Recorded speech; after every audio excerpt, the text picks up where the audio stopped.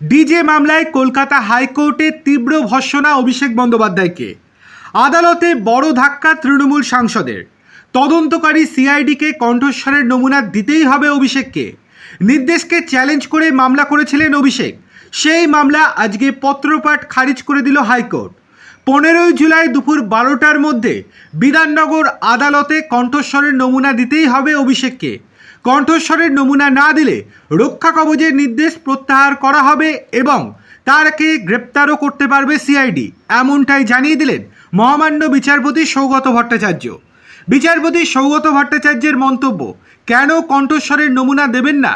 না হলে আমি নির্দেশ প্রত্যাহার করব। সব কিছুর একটা সীমা থাকা উচিত। তদন্তে সহযোগিতা না করলে রক্ষা কবচ প্রত্যাহার করব, নির্দেশ জারি করব। আপনি তদন্তে সহযোগিতা করছেন না।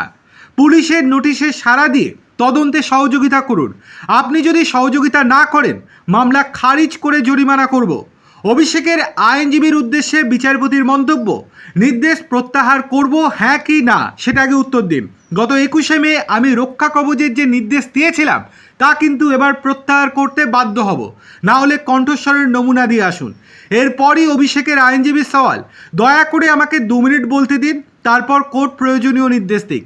আমার মক্কেল স্বীকার করেছেন সেটি তার কণ্ঠস্বর।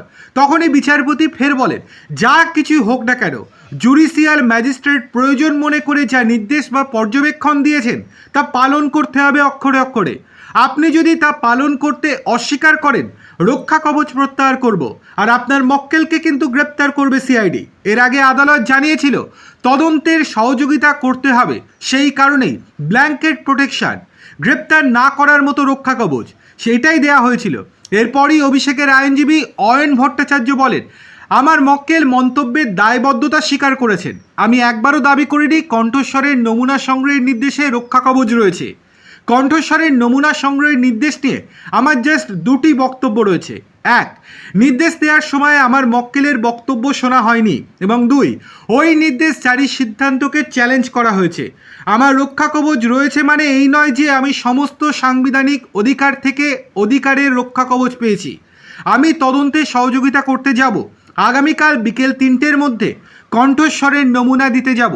তবে নিশ্চিত করতে হবে কোনো ডিম ছোড়ার ঘটনা যেন না ঘটে। এই দিন আদালতে নিরাপত্তার আবেদন করেন অভিষেক। সেই সময় কলকাতা হাইকোর্টের পর্যবেক্ষণ, ডিম ছোড়ার ঘটনা বন্ধ হওয়া উচিত। পুলিশকে সেই নিরাপত্তা দিতে হবে। জনতাকে নিয়ন্ত্রণ করা উচিত যাতে ডিম ছোড়ার মতো ঘটনা না ঘটে। অর্থাৎ অভিষেক বন্দ্যোপাধ্যায় একবার ডিম থেরাপির শিকার হয়েছেন। তিনি আবার ভয় পাচ্ছেন যে আবার যদি তাকে তাকে যদি ডিম ছোড়া হয় তখন তো তার মান সম্মান বলে আর কিছু থাকবে না, এমনিও নেই। কিন্তু এটাই যদি কারণ হয়ে থাকে তাহলে তো অভিষেক বন্দ্যোপাধ্যায় অনেক বেশি প্রোটেকশন নিয়ে নমুনা দিতেই যেতে পারতেন, কিন্তু এখনও অবধি তিনি যাননি। যদি না যান তাহলে সেক্ষেত্রে তাকে গ্রেপ্তার করতে পারবে সিআইডি, আজকে পরিষ্কার জানিয়ে দিয়েছে হাইকোর্ট।